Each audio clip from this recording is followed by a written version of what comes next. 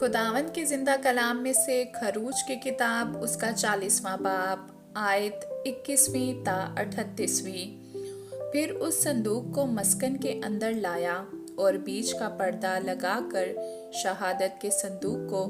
पर्दा के अंदर किया, जैसा खुदावंद ने मूसा को हुक्म किया था, और मेज को उस पर्दा के बाहर मस्कन की शुमाली सिमत में खैमा इज्तिमा के अंदर रखा और उस पर खुदावंद के रूबरू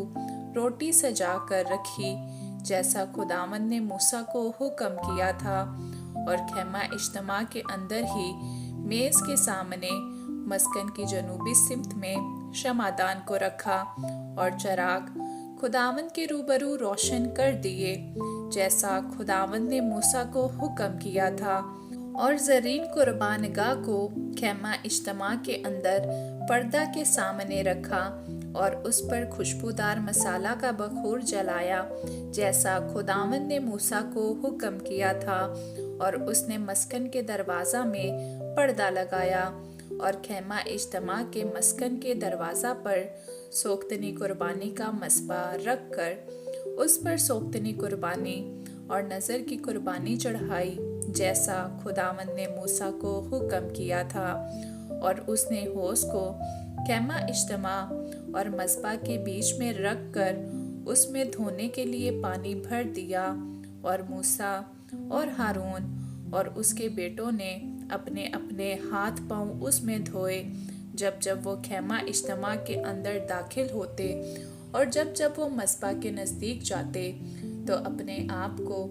धो कर जाते थे, जैसा खुदावंद ने मूसा को हुक्म किया था।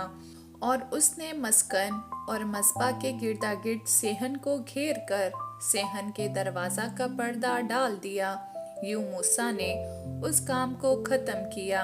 तब खैमा इज्तिमा पर अबर छा गया और मस्कन खुदावंद के जलाल से मामूर हो गया, और मूसा खैमा इज्तिमा में दाखिल ना हो सका, क्योंकि वो अबर उस पर ठहरा हुआ था, और मस्कन खुदावंद के जलाल से मामूर था।